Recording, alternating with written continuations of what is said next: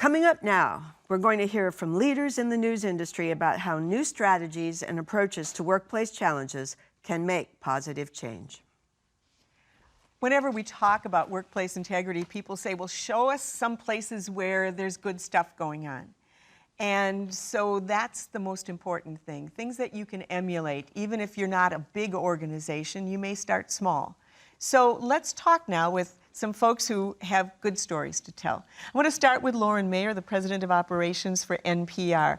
Lauren, you could have a kind of a list of initiatives that you brought forward, and it isn't because you're trying to do a lot of things, you're trying to do the right things. So tell us a few of the initiatives that you have launched in the past 18 months at NPR. Sure, thank you, I'd be happy to. I think, you know, in the almost 2 years since the Me Too movement really got started, I would say we spent the first year really thinking about misconduct and compliance. And I think in the second year, we've turned more to some of the words that were mentioned earlier today, really about respect and inclusion. And so some of the work we've been focused on more recently is mentorship programs. We have 2 right now in our organization. One is for the company overall, and one is led and run and for women of color.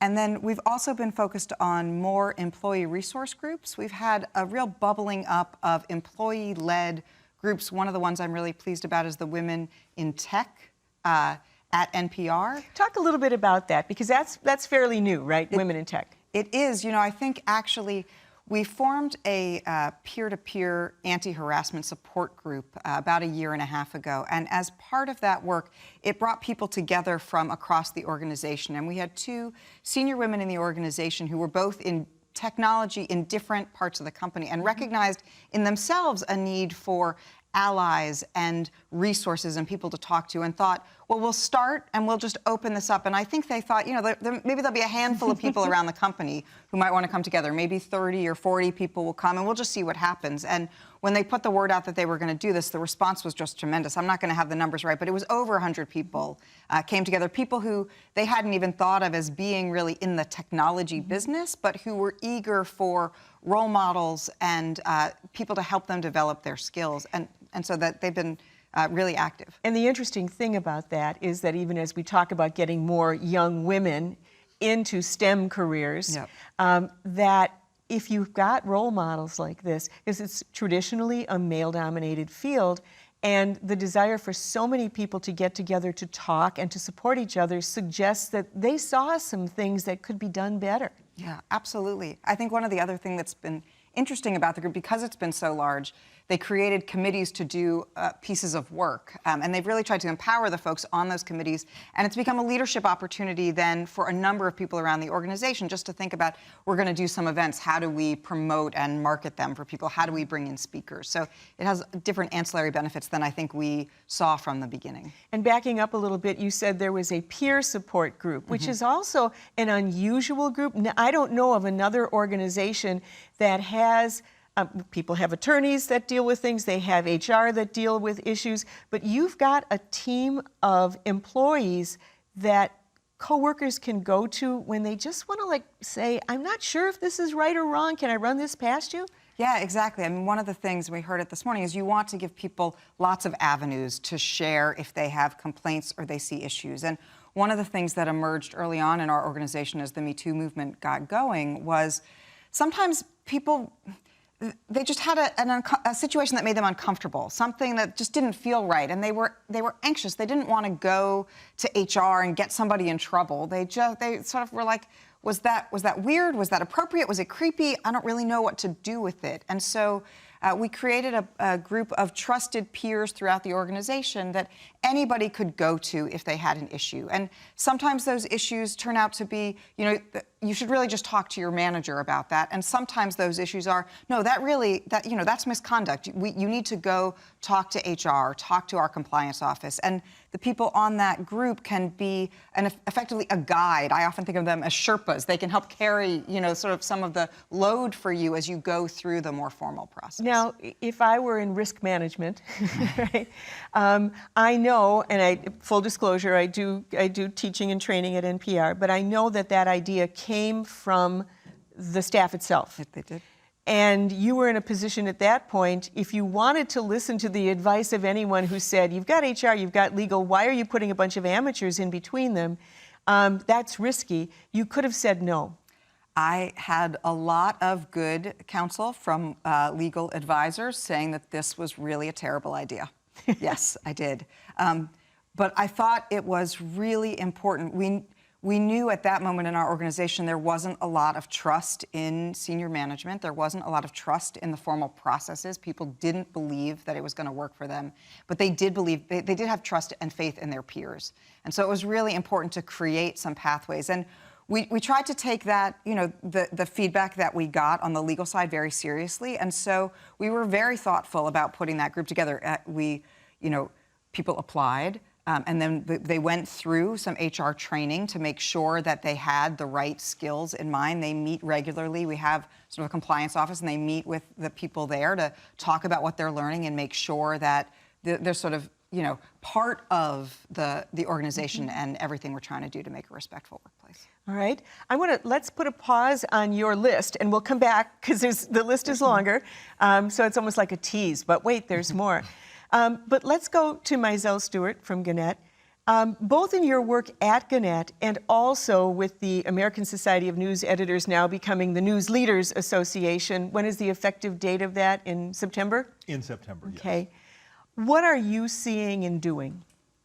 In Gannett in particular, earlier today you talked about measuring what matters. And we've been very focused on surveying employees around issues of workplace culture, looking at the degree to which people actually feel engaged on the job, giving people an anonymous feedback loop to be able to talk about how they feel about their workplace, how they feel about their supervisor, and providing us with information that, if need be, we can design interventions to tackle any issues that come up.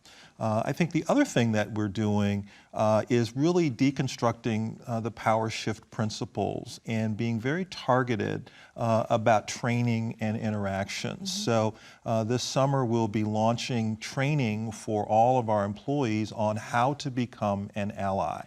We'll dig into what microaggressions are, intersectionality, how people can and actually be active bystanders in the workplace, and again, just elevating the conversation so that these topics are actually part of day-to-day conversation rather than something that we talk about almost in a defensive way after something has taken place. And by the way, we're showing a picture of you teaching to the Chips Quinn Scholars earlier this year. And what was the message when you were working with these emerging leaders? Well, our message to the Chips Quinn Scholars, but also writ large to all of our interns within Gannett and the USA Today Network, is to make sure that you understand how to report. Make sure that you get information as you're going into the workplace on, if you are in a situation where you feel uncomfortable, these are the procedures that you need to follow. We don't have photos of it, but another thing that we did for our interns across the country was to have a webinar with our Chief People Officer who talked very clearly and very forthrightly about, if you are in a situation where you feel uncomfortable, this is what you're supposed to do. So just imagine having, the C-level executive in charge of human resources getting that message out to interns at the start of their time with us. Well, we'll get to the News Leaders Association in a minute, but since you're talking about onboarding and making certain that some of your youngest employees feel comfortable, let's go to Tracy Schweikert, who heads HR for Politico, and tell us about some of the initiatives that you've done, both for the new and the not so new. Sure. I think one of the things that as we have started to look at our workplace culture, we want to make sure that folks know immediately coming in the door how important civility and inclusion is to us. So we have revamped our onboarding, and that includes a conversation. Once upon a time, it used to be that compliance conversation. Here's sexual harassment policy, here's what you do, here are the people you go to. We do still cover that because it's important, but we also spend a lot more time talking about the culture of Politico. We know that we are a fast-paced work environment. We know that work-life balance is a little difficult. We know that sometimes folks are on not sometimes, a lot of time folks are on deadline, and that can lead to a tense culture. But we want folks to know that coming in the door, civility is of the utmost importance to us. Inclusion is the utmost importance to us. And so we talk about that on onboarding. When we do our online harassment training, we follow that up with a conversation and a roundtable. You saw this particular video. What did you think about that? Is that Let's a change talk about that. since It's Me very Too? very much a change. We, I am one of those people that once upon a time, in my former roles, we did compliance training and we checked the box and we said, good for us, we did compliance training. But I think as I hear more conversations and I learn myself, compliance training is a great place to start. It gives everybody a great baseline. But a lot of folks are still a little unsure about, what do I do with that? What does that mean in my workplace? And so what we do is we follow that up with a round table where we say, you saw this particular example, what would that look like for us? What would that look like if it was a source? What would that look like if it was a coworker? We most recently did with our managers, we did a similar training on managing bias. And so we had our managers watch about a 45-minute training video about that, and then my team did short roundtable discussions where we had some prompting questions. And this is really a case of looking at systems that we had. And the system said it is financially advantageous to do anti-harassment training because of court cases that establish that you can mitigate some of your risk if you can demonstrate that you have done training. And so the training was like put on a schedule of things that was needed to be done and was done. But then when the data came out, and credit the task force from the EEOC, when the data came out that said there was no evidence to determine that the traditional training had been effective, some organizations sat up and took notice and changed the system. Yeah, I mean, let's be honest. I mean, any of us who have been in the workplace for any length of time have played the training while we were doing email, right? I mean, let's be honest. Even I, the VP of HR, in my former roles, I have done that because I thought, listen, I know all this. But where the real benefit is the conversation, talking with folks who are different than you are, having their perspective. The one particular session that I love the most is the one that I do with our incoming interns, because they're coming into the workforce with a different perspective than I had, right? They are actually the most engaged with this session. We do one specifically for them so that they feel like they're in a safe environment, so that they can talk about what they have seen or what they might see or what they've heard they might see. And it's really a wonderful, engaging conversation, and it's a great way for me to reiterate, we care about this. This is really important, and here are all the different places you can go to make sure that you feel safe and that you feel supported. So, Wall Street Journal, but you're doing literally building a pipeline, intentionally building a pipeline so that people can't say, well, you know, when we have openings, we're not ready. Can you talk a little bit about your newest initiative to build a pipeline? So, one of a program that we launched this year is our Wall Street Journal, Morgan State University Business Journalism Exchange program. And this is an intentional effort to go beyond engagement with campus settings from just the career. A lot of times we go to career fairs, collect resumes, we come back.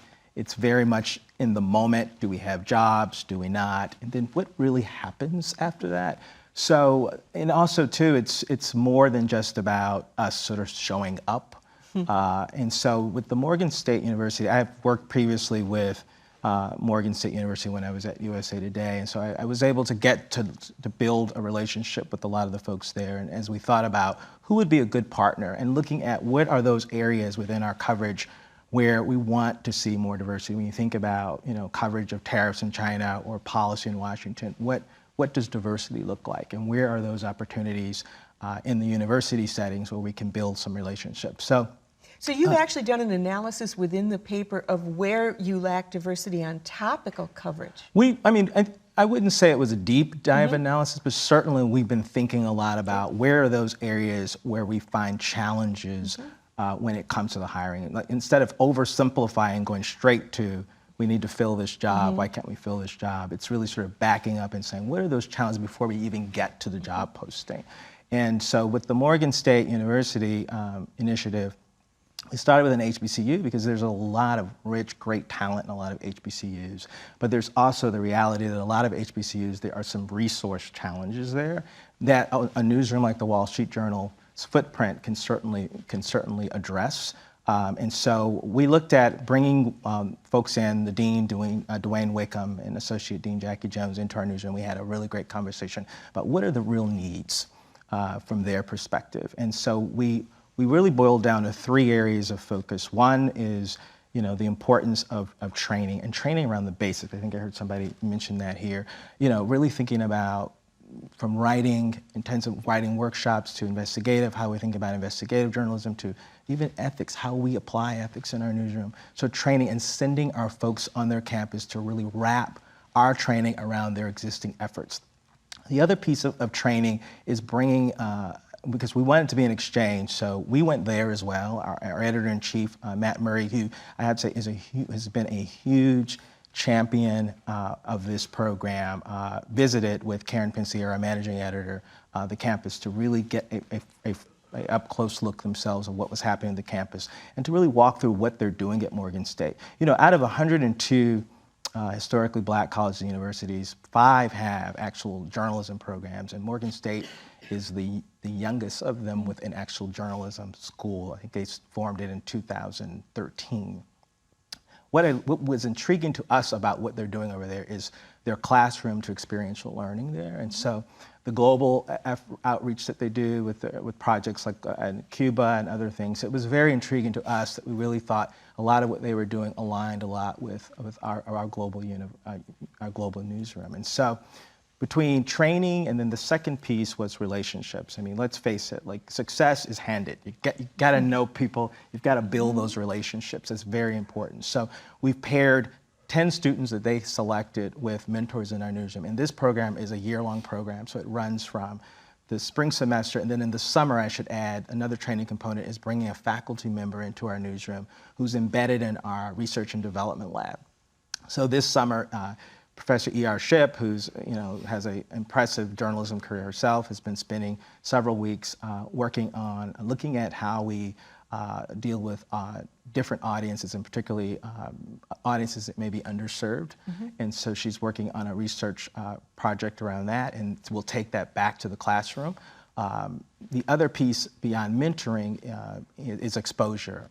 You can't be what you don't see.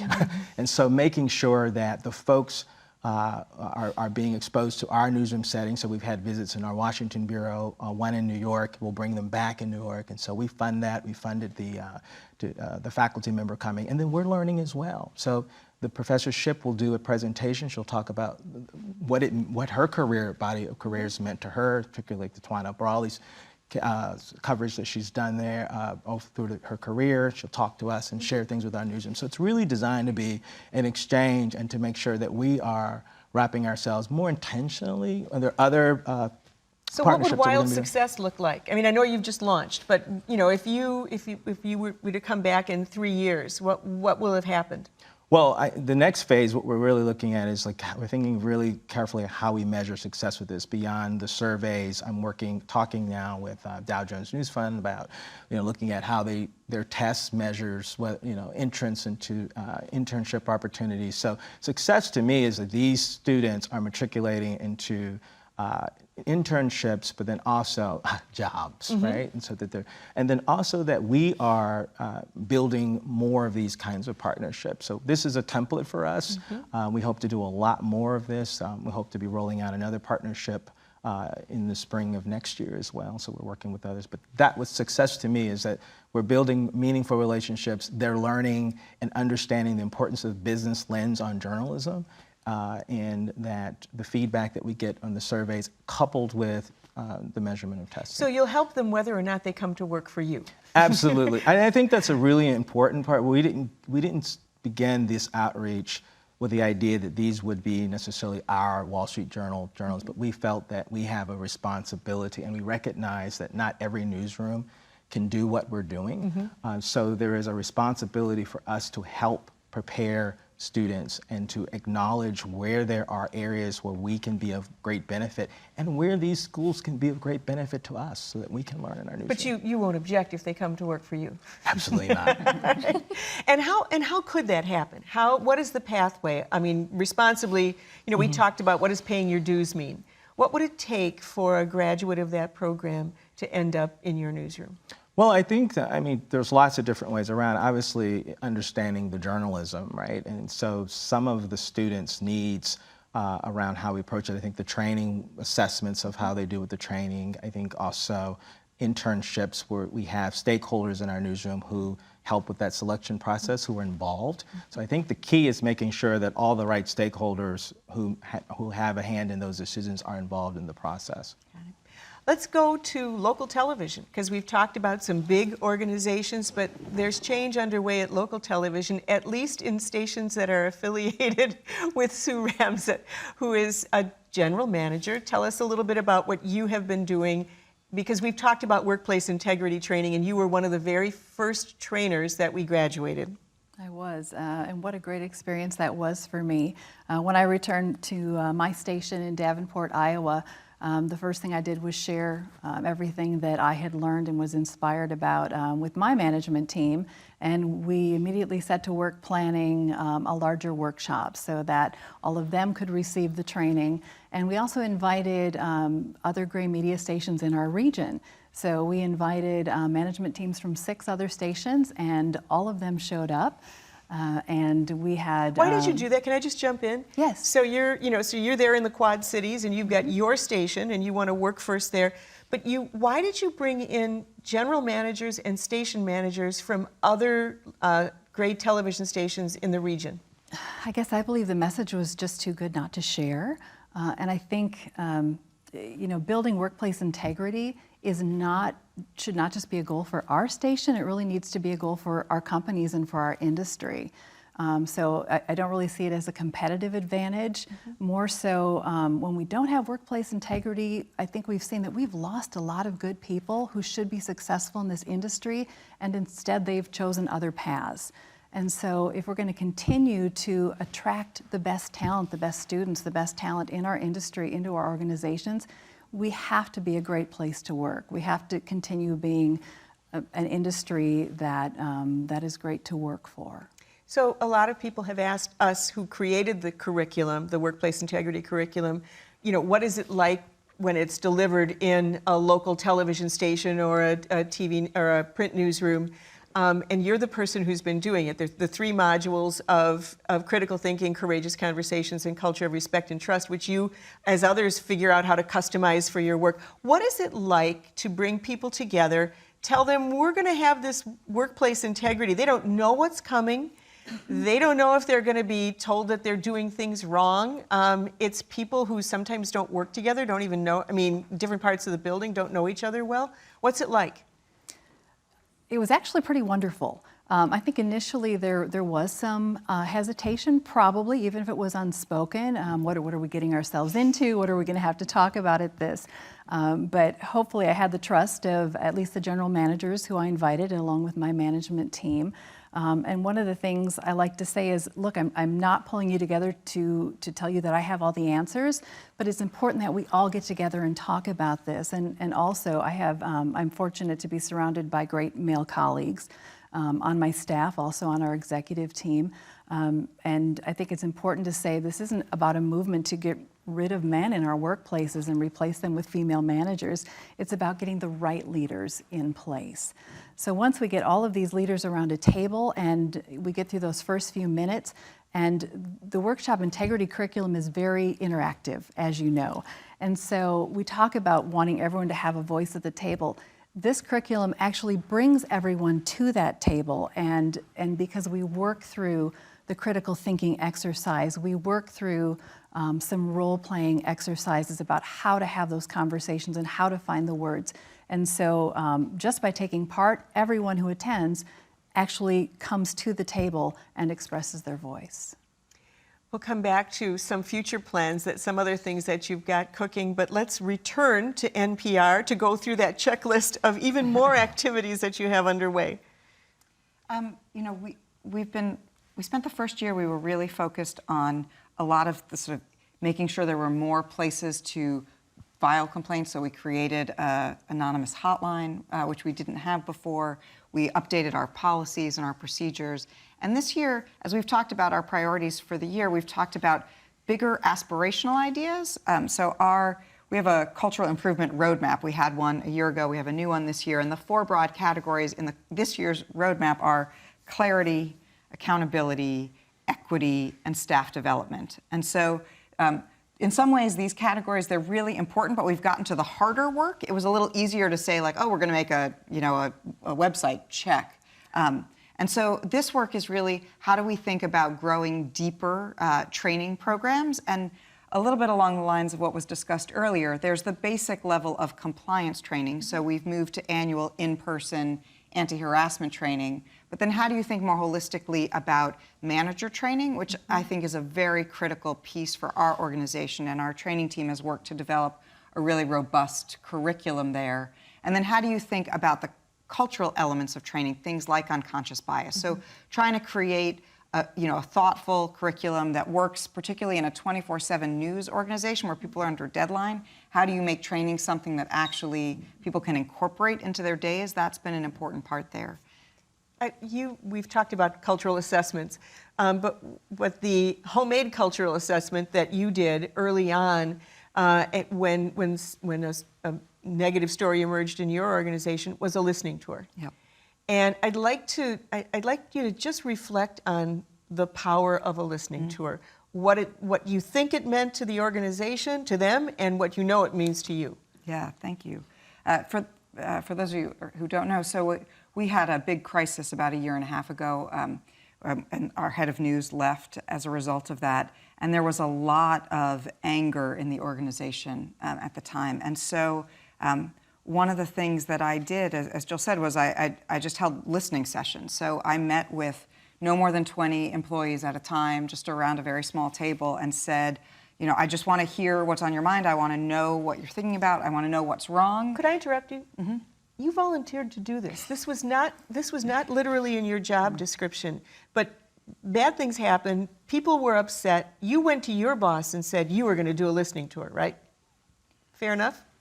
I was the boss. No, I mean to the CEO. You told the CEO you were going to do a listening tour. Yeah, yes. Yeah. Well, at the time, our CEO was actually out on medical leave. That's right. He was on leave. I was the boss. Got it. Okay. And there was so much emotion. People, we almost couldn't do any work. People were it was on the front of everybody's mind. It was every conversation, and I felt like we needed spaces to talk, to air things. And in those early days, and weeks, I used to say, and people either yelled or cried. It was sort of, I didn't know which I was going to get in the room, but there was just so much emotion that people needed to process, and we needed a space to talk about it. And I say often, at NPR, our mission, what we believe is that listening changes the world. That's fundamentally what we believe. And what I learned in this moment is that works inside your organization too, that listening can change a company as well. And so it was important for people to feel like they had a space where they could express what was going on, they could talk about what was wrong, they literally could, their voice could be heard around the table. And then out of that, I synthesized what I'd heard and came up with a pretty detailed roadmap about what we were going to do, a little bit like how I was talking about, really a campaign that I shared back with the organization. And one of the things I did at that moment was we had an all-staff meeting, and I said, I'm just going to start by just sharing what I heard. And I'm not going to editorialize, and I'm not going to justify, I'm not going to explain anything, I'm just going to share. And I didn't know it at the time as I did it, but I think just that act of sharing back what everybody had said was also incredibly important for the company. And many people afterwards told me, I'd never heard somebody in a position of authority articulate those things that I had been feeling. And it mattered to have you say what we were feeling. And so part of it was just validating that and then being able to say, based on that input, here are the things we're going to do. And lest we think that this is some big nest of vipers, the things that you heard are things that are very common in organizations. People not being clear on how promotions were achieved. People not being clear on how they were to report.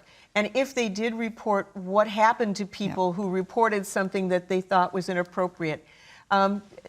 Different parts of the organization that were more hospitable to colleagues from other departments than others, right? You picked up a whole lot of stuff that people talk about everywhere. Yeah, I think there were a lot of universal things there. Your point, we had policies in place, we had ways to report things, but people didn't know what they were, they didn't know how to find them. There was a lot of fear that if I reported anything, that all that was going to happen was either that person was going to get fired, which might not be what I wanted, or that I was going to be punished in some way. And it seemed invisible what was going to happen behind the curtain. And some of that is a function of, again, it's systems. And I go to you as an HR person. The systems always have to sort of do a balancing act.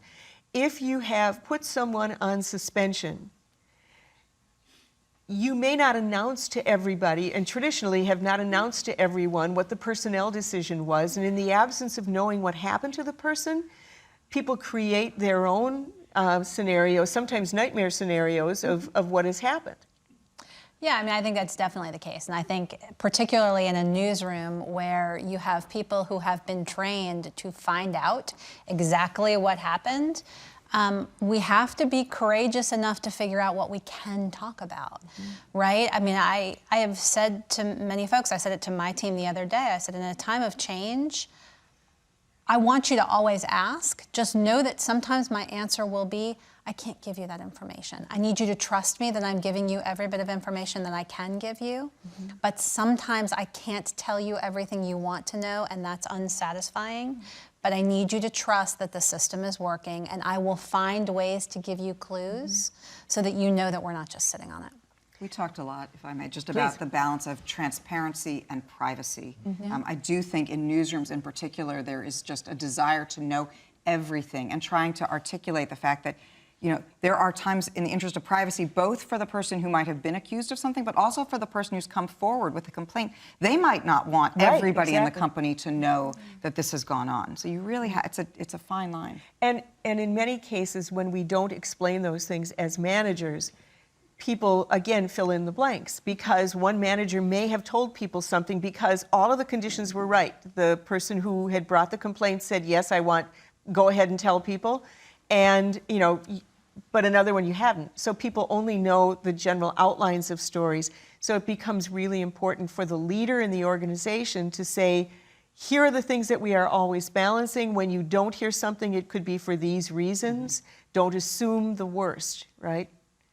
Yeah, I think the other thing, and you talked a lot today, Jill, about allies. I think for many people, being an ally is scary. Because I think you are going into territory that you may not have very confident footing in having. But I think if we are authentic, and I think if we say, I'm learning, I'm trying, I'd like to hear from you, I'd like to hear what you have to say, that's a step in the right direction.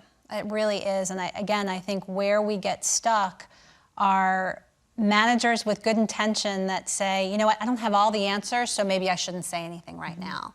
And that's actually the worst thing to do, particularly in a newsroom, because the information's out there. I'd rather know what's being said and have whatever conversation I can have about it than stick my head in the sand and say, you know what, I don't have all the information, I don't want to talk about it right now.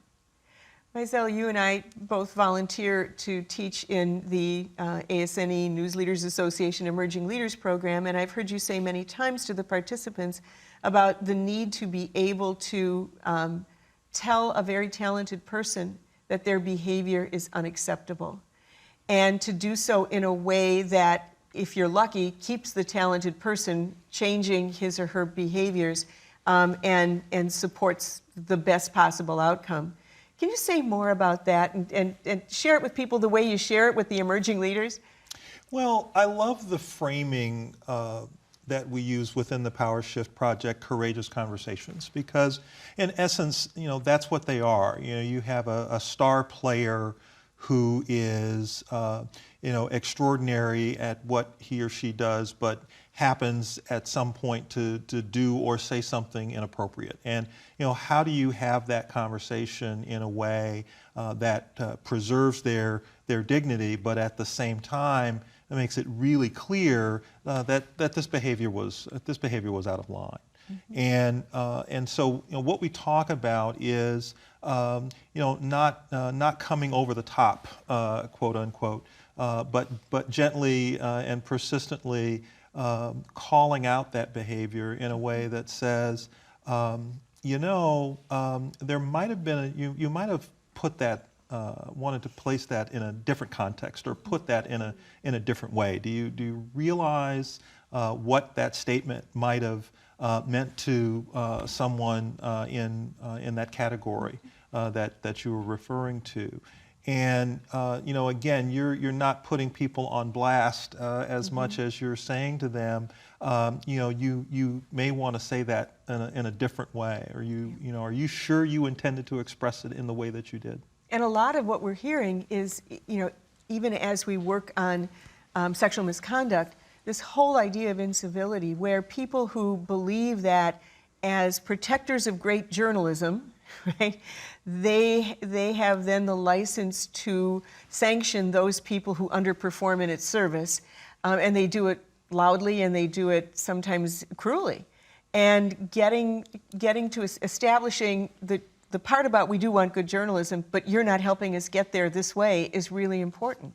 And I think it's very important, and we deal with this in our leadership training as well, is that it does start at the top. Leaders have to set the tone for the behavior they will tolerate. And one of my favorite conversations was when I worked for the E.W. Scripps Company, Rich Bainey, the CEO, and he said to me, just very matter-of-factly, very straightforward, we follow the no asshole rule here. Mm-hmm. And it's one thing to hear that from a middle manager, it's another thing to hear that from the CEO. And leaders really do have to grant permission. And that was really a form of that, to say you should feel empowered, you should feel free to confront bad behavior as it occurs, and that no one is immune from being called out on that behavior. It's also become really important to differentiate between giving people feedback that says your performance needs to be better and being a bullying manager. And I think that in these times now in which all of these things have been intermingled, training managers to provide ongoing feedback so that people know where they stand and it doesn't come as a result of some explosion or surprise that someone is told you're not performing to standard, which then leads them to think there must be something else going on here besides my performance. Yeah, and you think about managers who are not comfortable giving feedback, and so they save it up. Mm-hmm. They save it up and save it up and save it up, and then it comes out in maybe a quarterly performance conversation or an annual performance conversation, and it's really easy for people to read into I haven't heard anything about this. Why am I just hearing about this now? So there's another agenda going on. And again, if you are someone who has not given people feedback, you have increased the chances that if they make a complaint about something and you wait until annual evaluation time, they're going to put those two things together because they've had no other feedback. So they're going to think that one thing triggered another. Absolutely. And so, a big part of leadership development, management training is helping people become very comfortable giving feedback and giving feedback in the moment. When that behavior is observed as compared to, sticking a note in the file and not saying anything, which is the behavior we see all the time. I'm thinking about, you mentioned that you made a transition from Gannett to the Wall Street Journal, and it all happened almost at a time that was coinciding with the explosion of the Me Too movement, a little bit ahead of that. And I know that one of the first things that you told us about was you were happy to tell us about a great program for women that already had sort of been underway at the Wall Street Journal to grow more women leaders as well. Your timing must have been really interesting to take over your job at this time. Oh, I think, is that a question? I want to hear a story is what it really was. Yeah, I definitely think that the timing of my arrival at the Journal, particularly at a time when the Journal post their WSJ sort of digital transformation initiative had sort of, I'd say, wrapped up in some ways. What lured me to the Wall Street Journal was the fact that they had installed a managing editor's office that was really responsible for the people in the newsroom. So training and outreach, which is my function, but also many other things from, the budget of making sure that things that our journalists need, that the newsroom is looking at those things, to how we think about onboarding and talent and things like that, and working closely with HR. The program that you're referring to, I think it's the Ignite program with women, is run by Meredith Lubitz, who's the head of talent for HR, and she certainly has, I think they've done an amazing job of building a cohort of women leaders and emerging leaders around the company, and that continues to go forward. They also just introduced, and she's much better at articulating the details, but an accelerator program which goes beyond women and looking at others in the newsroom as well. And so this is it's a great program that pairs through projects and through mentors and sponsors within leadership in the organization with others who have potential for leadership roles and are in leadership roles.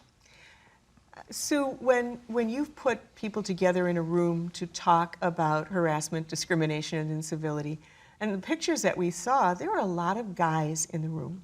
How do you do these in a way that does not look like, come on in for 3 hours of male shaming? I think the secret in our organization has been just some clarity during the time when we're actually inviting them to the table. Not only the pictures you see here, this is the 6 gray media stations that sent their management teams. But following this, we also did a series of workshops with every employee in our station. So as general manager, I'm not just responsible for the culture in our newsroom, I'm responsible for our engineering team and our sales staff and our creative services departments and our production folks. There are a lot of men and women, both, of course, on those teams. I think it just starts initially with my hope that they would trust me. No one called in sick. No one came in with a letter of excuse of why they couldn't make it.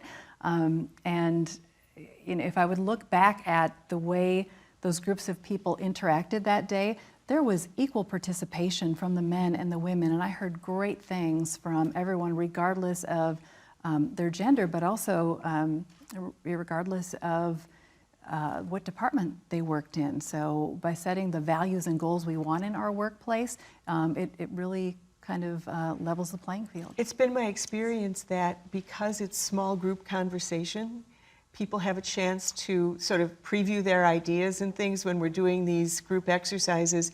And in the critical thinking session, it's 16 different statements that people might hear at work that could be loaded and offensive.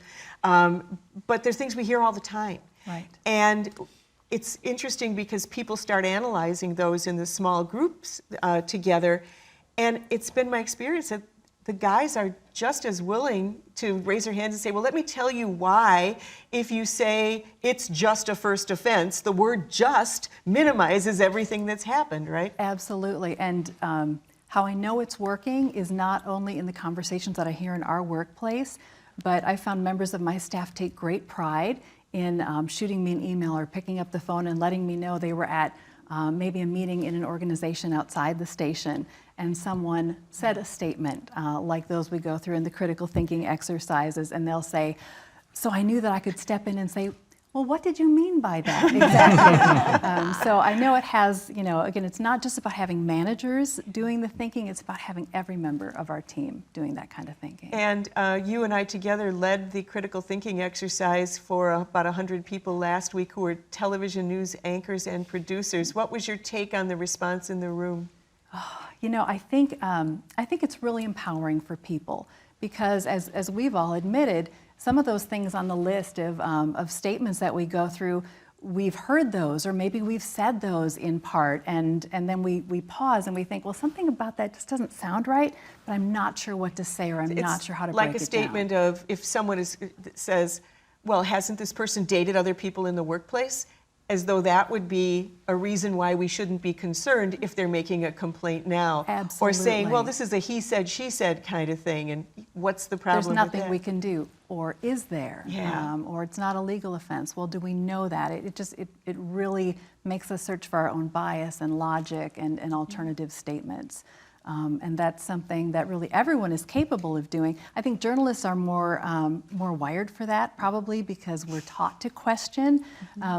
But when you actually get people at the table, I see folks from our engineering department and our sales department, our creative services, they're all capable of it and they all get very engaged. Speaking of all the departments in your station, we started out the workplace integrity curriculum with 5 case studies, and we've now expanded it for the trainers who take it into newsrooms to 10 case studies. Some are added for university professors. One I call the Sue Ramsett dedication case because it deals with the sales department. Right. You want to talk a little bit about? I would. And thank you for that case study, by the way. I'm honored to have one named after me. I think we, again, we're responsible not just for our newsrooms, but for our organizations as a whole. And so what happens in our buildings, we're responsible for, but also what happens outside our buildings. And so we talk about what happens if a journalist encounters someone who is disrespectful or harassing in the field. It occurs to me that the same thing can happen with our account executives who are out meeting with clients. And so we thought it was important to talk about that as employees. We need to make sure we're protecting them and teaching them and encouraging them to stand up for themselves wherever they are. So our case study is one in which a sales team is not making its numbers. They're really up against a deadline. The leader is making calls, himself or herself, we won't say if it's a man or a woman, and encounters somebody who had a sales call before, didn't bite then, but needs something right now, and says, by the way, send me the one who looks like Mariah Carey. She's really something. Yes. And what do you do? Well, there are lots of right approaches to this. One of the things that I would suggest, if I'm having that conversation with that client, I would ask them, what do you mean by that, right? That's always a good way to start. What was it about her that impressed you? So there is a chance that they say, I met her at a community function and she brought me some really good ideas, or I heard her talking about another client. At what point I may consider reassigning that account executive. If it's, I could just look at her all day long, then we're probably going to have to make other arrangements. Yeah, and may send more than one person on that sales call, And I would right? definitely not send her there alone, yes. Right. Let me go to Tracy. You have changed some training for your teams who are dealing with special events. Yes. So Politico is 80% millennial. So we have a lot of really amazing, young, talented folks that we tend to give a lot of responsibility to. And one of the places where we tend to use them a lot is with our external events. We do a lot of congregating around our journalism. And the great news was that when they interacted with someone who was inappropriate, we would hear about it either later that night or the next morning. They would come and we would talk about it. We would be able to reiterate that was inappropriate and that we were here for them and talk about what they could do differently.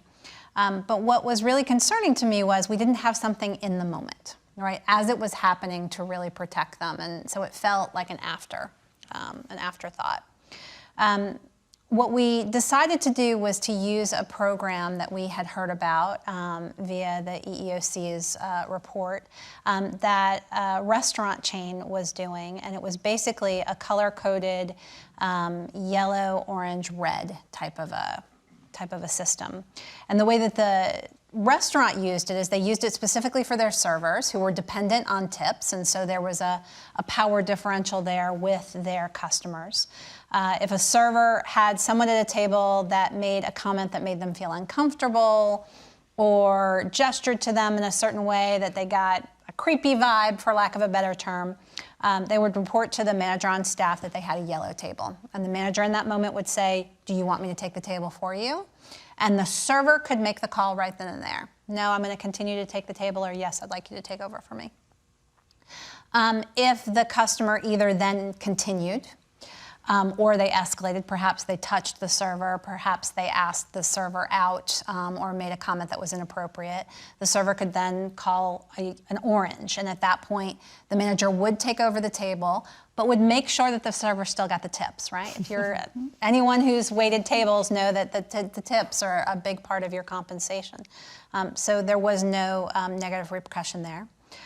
If the customer did something very inappropriate, maybe grabbed the server, or it was just something that was escalated very inappropriately, the server could say, "I have a red table." The manager would basically tell the customer to leave.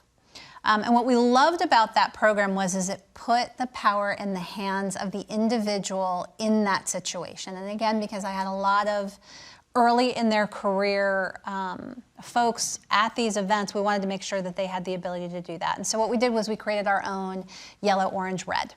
And so the business partner on my team sat with the manager who had been doing events for many, many years and had a lot of experience pulling from, well, we had this situation, we had that situation, and they came up with their own.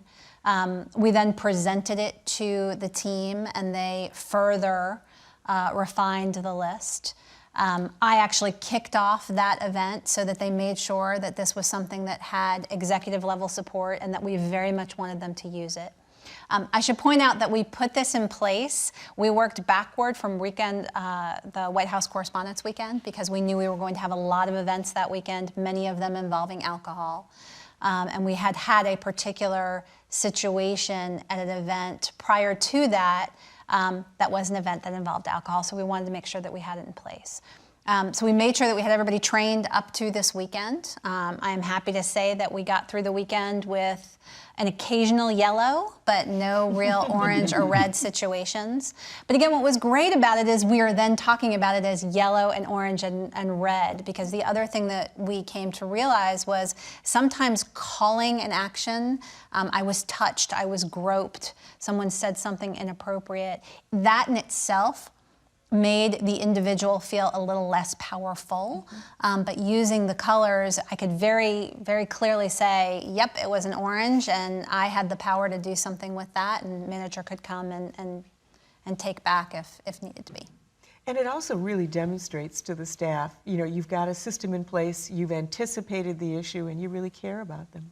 Yeah, it wound up being something that we weren't really sure. Being in HR, sometimes I worry that programs like this seem a little too HR-y.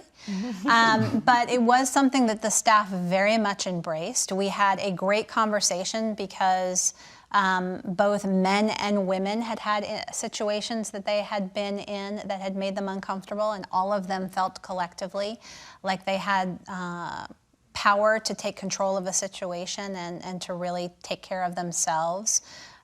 We are now in the process of figuring out how we use this across all of our revenue team, and are in the early stages of talking about how we can use this a little differently in the newsroom. So now, we feel good. Since you're the VP of HR, I can ask you this question without offense. You just said a little too HR-y.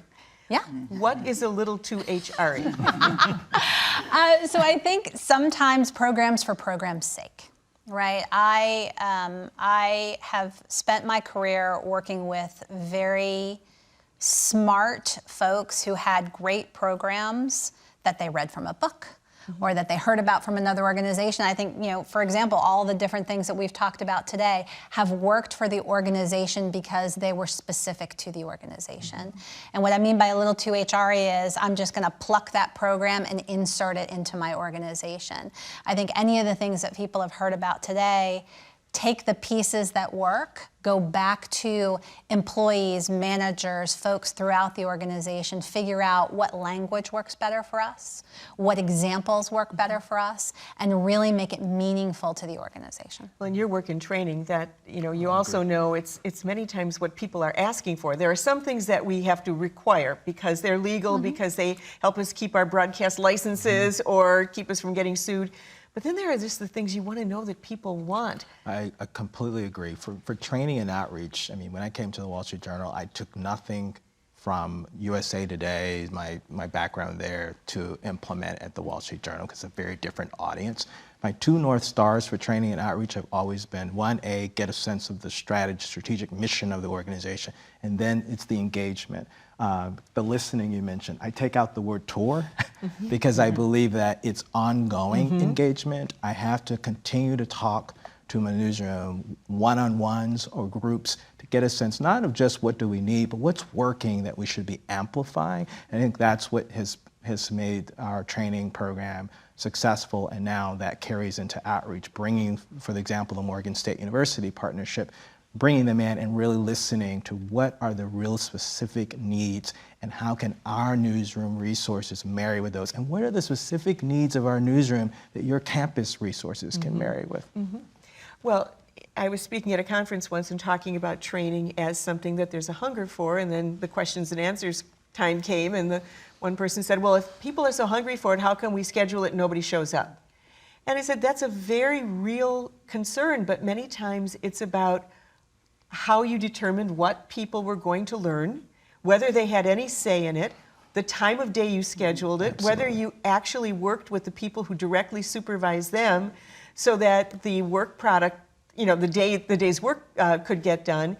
But usually when they fail, it's because of any one of those things. It's not because people don't necessarily want to be there. I want to change the subject to the wonderful graphic that we've been showing of heritage. And one of the things that, it's probably good for morale. I would guess it's good for marketing to be sharing with the world the personal stories, to the extent people want to share them, about their ethnic heritage. Yeah, so we have been sharing these stories and sharing some of the work we've done as a media company, kind of telling our stories is what we do. It has been more employee-based than, it wasn't management saying, hey, we would like you to please tell your stories now. So everybody sort of had the choice about whether to do this. And it was an opportunity for a number of our employees to really talk about their personal experiences and what they were going through and how they take their culture and how it impacts their life and their work. And so, we heard a little earlier today about bringing your whole self to work, or bringing your authentic self to work. And I think it's really important for people to be able to do that. We did some of it where we posted it online so everybody could see. One of the things that our Asian Pacific Islander group did also was create little books, which we put out in the company, where they told their own stories, and they were just for others in the organization to read and get a sense of where they'd come from. But reading that, again, from the idea of, do you want to be an ally? As I read even the mini versions of those stories, some of your employees said, there was a time that I wanted to think of anything but my ethnicity, and now it's the most important thing to me. And they talked about the journey that they were all on, or how their parents thought about their work. And all of those things, instead of coming to somebody and saying, where are you from? And they say, I'm from Cleveland, and, to point out to you that you thought they were from Cambodia, right? And, we really have the opportunity, but you've set the table for people to share that because you listened to them saying they wanted to. Yeah, no, I think it has to, I think what you said, Tracy, is really right. The more that you bring in some external idea of what's going to work in an organization, I think that is when things feel false. They hit a false note. They feel like something that management is trying to impose. So I think the more that ideas can really grow up from the staff, I think the healthier that is. A different example, but we had the basics of a mentorship program in place, and a number of women of color got an outside grant to do their own program. That's how it started. They saw a need that the company wasn't meeting, and after sort of that began, I said, how can we support it as a company? Because clearly there's an appetite here, and we want to be supportive of that. And I think when you can really, I mean, you use this word amplify, when you can amplify the things on the ground, it really makes a difference. And I noticed you had to use technology too, because you're not just a one location-based organization. Yeah. And so when you're thinking about how do you include people, I know when I've done workshops at NPR, the team leaders have really worked hard when they've got people out on the West Coast or in New York to figure out a way that they didn't feel like they were sort of added on. Yeah. It's a challenge. I mean, I think more and more of us have a distributed workforce, and really making sure that the culture and the values and the offerings are available across the board is an important thing to think about. There is great technology now, which makes it a lot easier, but you have to, it can't be an afterthought. And so we've done it in different ways. Sometimes we've had one of our sessions was meant to be people in DC and people in LA, where we have two big offices talking to one another. Sometimes we've had a separate session just for remote employees. So it can be really hard if 2/3 of the people are in the room and a handful of people are on the phone. How do you make it work for both those audiences? So sometimes recognizing we're just going to have something for people who are distributed, and we're really going to focus on them, that can work too. Did I miss anything on your list of initiatives that you've rolled out? And I do have to say, Brent, you made a really good point about it isn't just one listening tour. In crisis, a listening tour and a very obvious tour is important for people to know, because it says I'm listening, and then continuing the contact is really important along the way.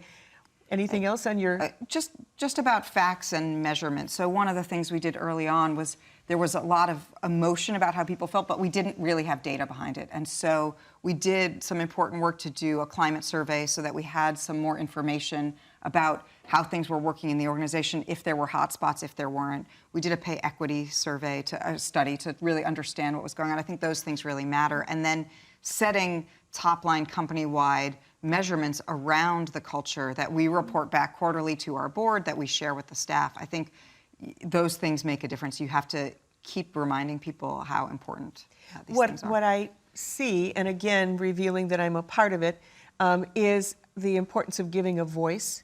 The workshops that I've been doing with your teams allow the people on the team to, in advance of my getting there, list what we owe our audiences and what we owe each other. And it is every HR person's dream to not have to come in and lecture to people about, what we owe each other, but it's much easier to say, here are the things that you've just said. Now let's talk about how you're going to make that work and what does it look like every day. And if it starts, I think almost every successful initiative that you've done, the most successful, started from the request from someone inside, whether it was the peer group. Yeah, and if I could just, we knew that we wanted to do a more holistic articulation of our company values. But given where we were, I was pretty sure that what would fail was if I pulled together a committee and they came up with a list of adjectives, and then I pulled together a bigger group and we put sticky notes on it and we voted. I just knew that was going to go like a lead balloon, that it was going to feel HRE, it was going to feel just absolutely out of sync with where we were. And so what we did instead was, with Jill's help, was to really start much more team by team, to say, can each team help articulate for themselves what the values are? And the framework that Jill's used is, what are our obligations to each other? What are our obligations to the company? What's the company's obligations to us? And that framework has helped people really take, I think, some ownership and have some accountability about what it means to work in our company. And now we're at the stage where we're trying to take the learnings from those various teams and say, are there common threads across this that we can sort of elevate up to say, well, it's clear that respect for each other, respect for the facts, is something that is valued across the board. And if I may share this, there's almost a consistent request that feedback is important. And then when people talk about respect, many of them go so far as to talk about kindness. And, we think about the rough and tumble world of news, and it's like, if you came in as the HR person, if you came in as the general manager, if you came in as the guy from corporate and said, I'd like to talk to you about kindness, you'd hear a bunch of journalists going, okay, I got to go on a story now. And yet, when it comes from them and they say, I mean, they've said words like kindness, forgiveness, empathy, and you say, tell us what that looks like on your team, and they start to explain what it means, it changes. The power goes to the people who are working together to define what behavior represents those things. One of the things that I've been doing for about a year and a half is I send a note to the staff every week that started just by talking about what we were doing on our cultural roadmap. What have we done that week to try to make life better? And it's broadened. It's more about what's happening across the company. But I think the one time that one of our sort of most public-facing news folks tweeted me was, in one of my notes, I wrote about being kind. And it was this like, can you believe she just wrote about being kind? You know? But I think it does matter. Even in a time of diminished resources in journalism, I'm looking at you, Mizell, because I know Gannett has, downsized in several rolling downsizings. There's still a need for training. And what are you hearing from the field? What we're hearing in particular is from our mid-level leaders, people who are literally in the sandwich. You know, they're getting it from on high. They're being pressured from their people underneath, and these are the folks we have really charged with making things happen. And so, we have continued to invest in a variety of different training programs. One of the most important is our Emerging Leaders Program internally, that we really focus on up and coming folks from throughout the organization.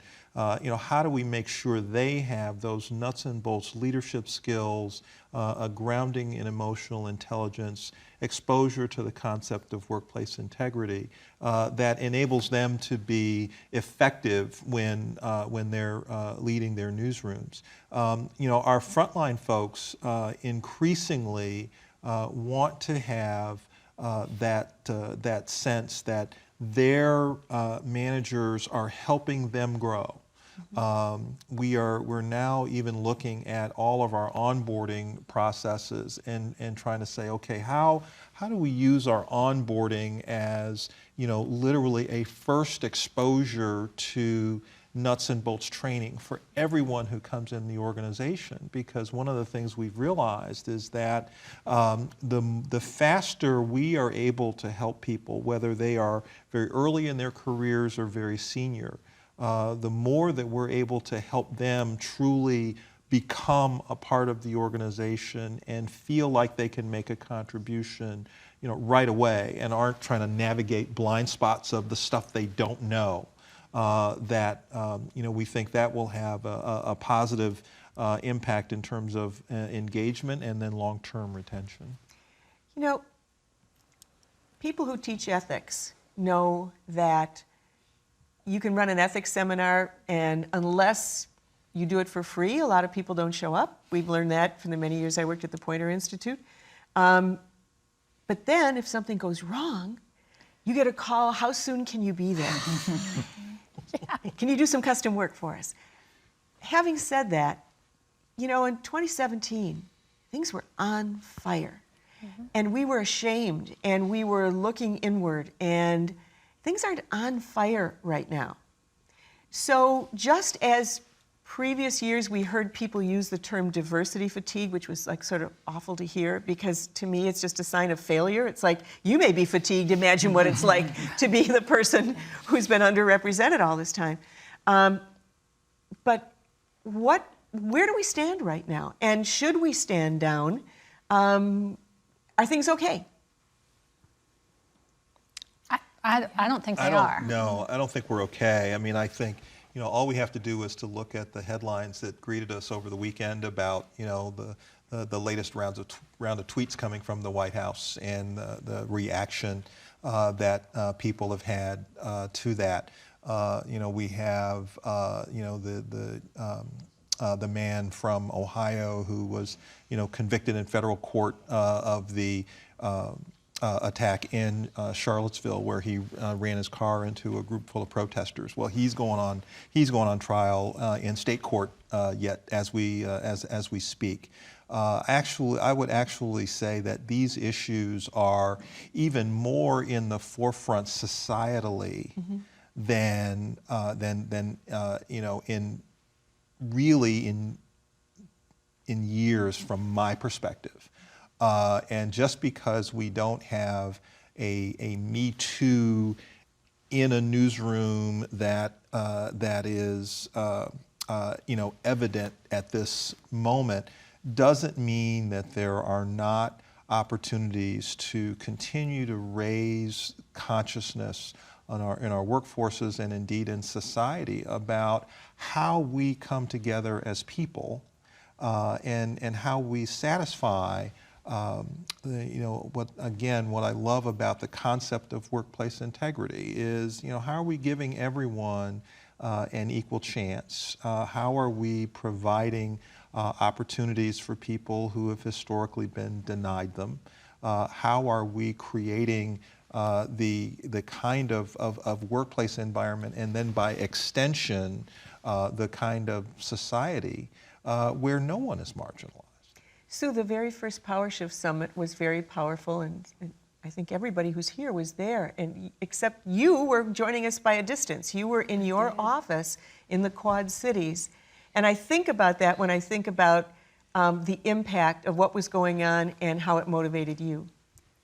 I think at that time, anyone in our industry was very concerned about the state of our organizations and where it's going. And as a general manager, you know, you don't want to think that you miss opportunities to be part of the solution.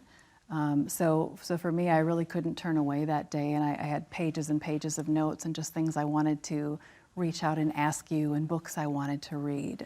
So I think it really lit a fire. And if there's something, you know, have we fixed it? No. But if there's something I find really encouraging, it's that we're talking about it. And whether it's someone sitting next to me on an airplane yesterday, or someone who is driving a taxi and they say, "Why are you in town?" And I talk about, "Well, I'm here to talk about workplace integrity." "Oh, really? Tell me more about that." And people are actually really, they're interested and they ask all the right questions. And so that gives me hope that, again, not just for our industry, but for lots of industries, there are a lot of strong feelings about it, and there's a desire, there's a hope to make it better. You can sometimes gauge the interest in things based on the number of requests that professional organizations have to make this the topic. Right after you did this program, as you monitored the very first very emotional Power Shift Summit, that was months after numerous people lost their jobs in the industry. You took the curriculum to a regional conference. You went out there to do training not that long after that. And since that time, public radio news directors, I mean, just this year, I spoke at IRE doing some of the exercises from workplace integrity. Mizell, you're teaching it in numerous locations. At the Emerging Leaders Institutes coming up this summer, and then you and I will tag team at RTDNA and Excellence in Journalism with NAHJ coming up. And we'll be doing the allyship piece at the News Leaders Conference. And this is all at the request of organizations that say it still should be in the conversation. You know, we're not knocking on doors begging to be there. They're saying we need to talk. But the worry I have is that people weren't complaining when the problems were going on. So the absence of scandal doesn't necessarily mean the absence of need for us to do this. I think we really have to be in this for the long game. And I think the thing I worry about is that some of the early steps were easy, right? It was so easy to refine your policies. It was easy to check some boxes. The deeper work about how do we think about power dynamics in our organization? How do we ensure that the people with the least amount of power around this table feel safe and secure to say whatever's on their mind? That's the really hard work, and that we have to keep at it, and we have to not let it fade as the next sort of issue emerges. Although I have to tell you, you know, there's one scene in the USA Today newsroom last week that was, you know, really illustrative of where we are, and it was a conversation between two women. one being Nicole Carroll, who is, the editor-in-chief of USA Today, one of the few women in charge of a major U.S. news organization. My friend Nancy Barnes at NPR and Politico as well, being led by women editors-in-chief. But it was a conversation about photo galleries, and the kinds of photo galleries that some people get excited about because they drive traffic. But what was very interesting was, let's take another look at the summer bikini bod photo galleries and see if there's another way to accomplish that. But what I marveled at that moment was there was Nicole, the woman editor-in-chief, having that conversation with one of our lead digital editors, another woman, about photo galleries in the Life section, led by another woman.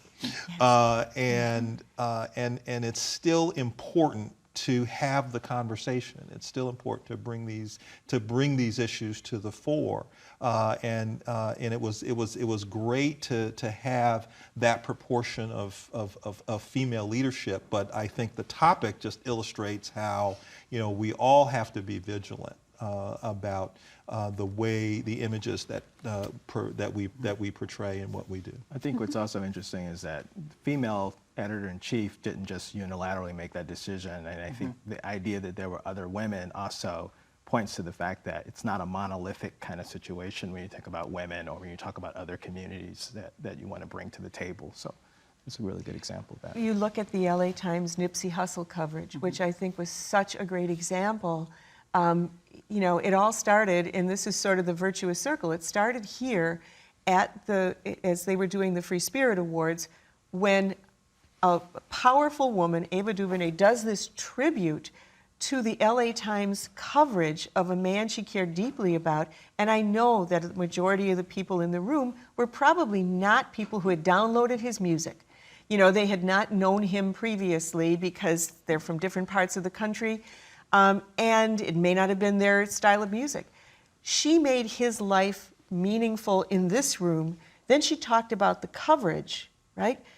And that caused Julie Moose from the National Press Club to be thinking about what a good program that could be, brought them to the press club, because the more they checked, not only did they find out that it was two women of color, plus the staff writer who you didn't see was a proud gay man, African American, who had been reporting and knew Nipsey Hussle. And if this coverage had been left to people who did not have a contact, an interest, it would have been covered as a crime story. They would have missed the opportunity to tell a great story, but also to get the traffic and to get the new subscribers that they said, not just locally, in pockets of LA that had not been there before, but internationally, because people wanted to see this story. And interestingly, it actually shone a new light on this man and his music. All of that happened. And then there was one more thing, if you ever watch the C-SPAN recording of it. I believe most, if not all, of the people who were discussing this were part of a program that had been created to bring, to fast track journalists of color into the newsroom. And it was not just an internship, it was a program that was it was a intern to work program. And that was sort of every single one of these virtuous decisions turned out to be good for a community, good for journalism, good for the people involved, and also good for business. And I also think about the fact that we're covering an election right now, and the people who lost their jobs in 2017 were among the people who were key decision makers on how we covered issues and women running for office. So how does all this affect our journalism? Well, it underscores a couple things, and I love the example of the LA Times and the MetPro program that brought many of those journalists into decision-making roles, and that it's so important. While the composition of the journalistic workforce changes, it's of critical importance that we maintain momentum on our efforts to diversify newsrooms, and particularly diversifying leadership. The degree to which We have people who come from underrepresented backgrounds in positions of responsibility, making decisions about the news report, because we have been doing an increasing amount of audience research in Gannett and the USA Today network that is focused on how the audience of news consumers is becoming more and more diverse, and how those consumers are looking for authentic representations of their lived experience, and that's a critical decision, a critical element in their decision as to whether or not to subscribe. And so newsrooms are focused, the functions of the circulation department in many cases in those news organizations formerly known as newspapers are in the newsroom. And that people in newsrooms are actively trying to attract subscribers. And so there's a very critical link between news content decisions and then the reader's decision as to whether or not to subscribe. And as America changes, it's of critical importance that coverage reflect the communities that we serve, because it's key to our survival. Can I throw in just one other layer in there? I think thinking about the leadership team and your staff, I think thinking about the audience, I think one other element to keep in mind is also the sources. Who are you talking to? Who are you putting in your stories? I think that has a big impact as well on this issue. I say also overall, I mean, trust is something that we're all working towards, right? It's so important that our listeners, our readers, our viewers trust their chosen source for journalism. But we know if someone is not getting the answers that they want, who do they turn to? They turn to us. They turn to journalism to get those answers. And so we pride ourselves in being transparent. And I think we're all very, there's a heightened awareness about the importance for transparency in our organizations as well, how we're dealing with this sort of thing. So I see it also as dealing with this the right way helps us with that larger goal, which is just establishing trust. Well, and while I'm not in the newsroom, and in terms of talking to candidates, they're asking, right? I mean, more and more folks are coming into the process saying, how do you look at coverage? What does diversity and inclusion look like in your organization? Tell me what you're doing, because I look at your leadership and I don't see a lot of diversity there. How are you addressing that? I mean, more and more wise individuals are coming into organizations asking that up front. And if they get a good answer, even if the answer isn't, well, we've solved the diversity problem, but we know we're not where we need to be, and absolutely here are the things that we're doing to work on, I think that affects it too. So people talk about being intentional, that these things can't happen by accident. I mentioned in the allyship piece that there are men who are now saying, I won't be a part of an all-male panel. What are some things that we could be intentional about, very practical things that you are being intentional about, that being one potential example? What are you intentional about? Well, we talk about making sure that our hiring pools are truly diverse, kicking back recommendations that come from a slate of finalists for a hire that don't reflect the diversity we're trying to achieve. And not doing the side deals like I talked about in the other session where, yep, you're in charge of hiring a diverse pool, but let me just tell you quietly about this person that I really like. And that ain't fair. That's not fair. Yeah. I actually found out through a member of my staff, we had a particular offer letter come through me, and I asked the hiring manager, show me your pool of diverse candidates, and that particular manager couldn't. And so I said, well, then it doesn't look like you're ready to hire.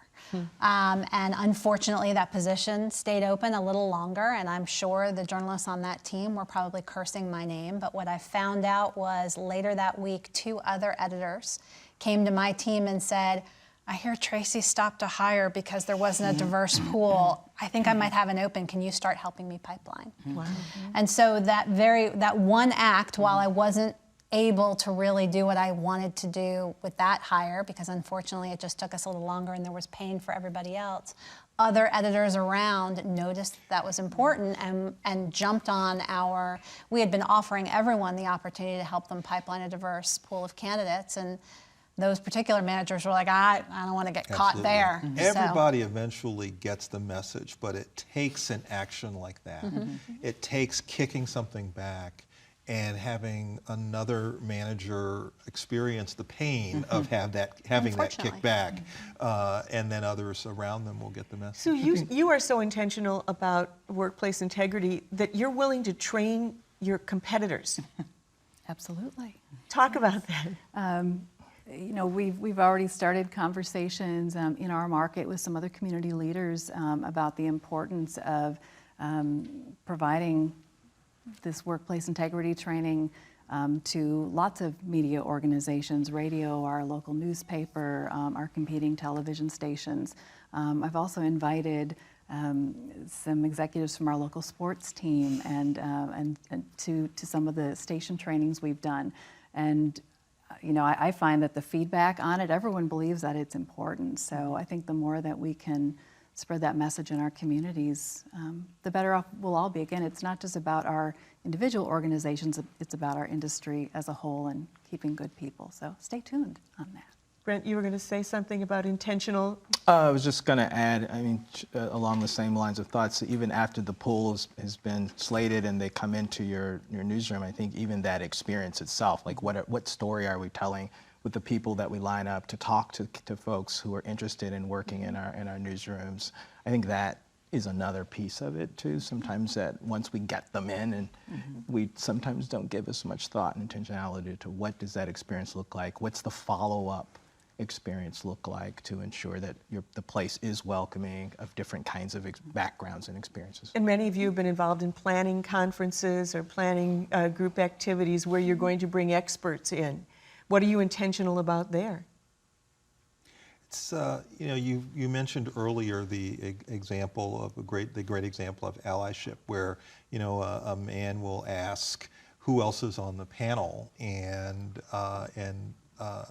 if the panel is all men, then you know the person will say, well, you know, I'm not interested. And making sure that whether you're planning a conference or a program, having a diverse group of people in front of the room, you know, and giving people opportunities. I think that's really the other aspect of this, is that you know, whether you know having the opportunity to present or speak at a conference is often a career advancing move, and so it's incumbent upon organizations that plan and organize and present conferences and meetings to extend those opportunities to a wide cross-section of people. We do that internally as well for our weekly training sessions, and we're always thinking about even because we do a lot of peer-to-peer training engagement, what does that room look like even internally?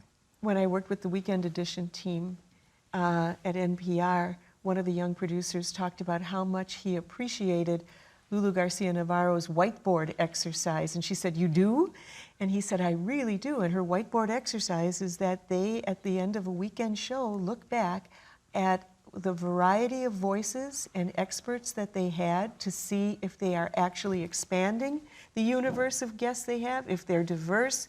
And she was thrilled that the producers were happy to do it, even though it was an idea that she intentionally did as a person who has power and influence.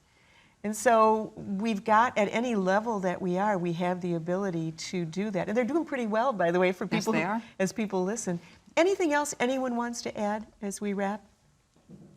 You know, again, you know, we referenced earlier interns and just making sure that they feel welcome and that they know, you know, the process. They understand and feel comfortable with how, you know, how to raise questions if they are in a situation where they feel uncomfortable. I think we were, you know, empowered by the power shift. We were very intentional this year in making sure that that they were equipped as they entered our newsrooms this summer. Jill, one of the questions you asked us very early on in the power shift process was, How many of us have gone out and spoken to groups of students about our industry? And of course, everyone in the room raises their hand. And then you ask us, how many of you have talked about sexual harassment in that internship? And no one raises their hand. But I think that's changed a lot in probably the last 18 months. And so I think the fact that we're talking about that will also help a lot. It's a real buzzkill on career night. I will tell you, when I stand in front of all the Loyola students who are all being told, get those resumes together and have a good interview question and have good team spirit, and then I say, and now we'll talk about sexual harassment. And you do feel a little bit of the air go out of the room, but it's important. And it's important, I think we didn't talk about it, not because we weren't positive it didn't exist, but because the fact that it does exist is a little embarrassing to all of us, that we still have to warn people it could happen, despite now our best efforts. So I guess we're going to keep doing our best efforts. Absolutely. Yeah, I mean, and again, the interns are usually some of the most engaged in the conversation, and they are doing things at the college level, and they are coming into the workforce with different perspectives than we have, and they're a great source of learning for us too as we evolve this. And I do think one of the things we do as leaders is by talking about it, by making the point that culture matters, that workplace integrity matters, and that is something that's important in our organizations. I like to say the leader's language is the Newsroom style book, and it does make a difference. What you talk about as important is important. I'll leave you with one story that Sue experienced with me, and it was last week when we finished our workshop with 100 largely young broadcast journalists. After the end of 2.5 days, we'd given out the certificates, and one young woman raised her hand and said, I want to speak. And we said, sure. And she said, and I'm paraphrasing because it was pretty emotional for me to hear, but she said, I want to speak to you as a young black woman. I would like to thank everyone in this conference for making this such a welcoming place. We did not feel like outsiders. And the only place I've never felt that way before was the National Association of Black Journalists Convention. Now, you could say, well, that should make you proud. It made me sad, because imagine what it's like for this young woman to go to whatever journalism conference and not feel that her life, her issues, her concerns, and her needs were being addressed by the people in the room who had the power to do it. So somewhere, we'll be able to soon, I hope, we'll be able to stop saying, thank you for being so inclusive. We'd want to hear, thank you for having a great workplace. And with that, let's go to Kathy Trost.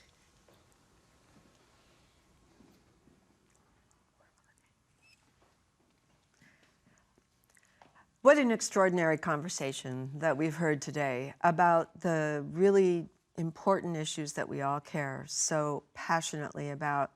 I think that we hope that all of you who are watching today will have a practical toolkit that you can take away from this conversation with real-life strategies and tips to help you create the change that we all want to see in our workplaces.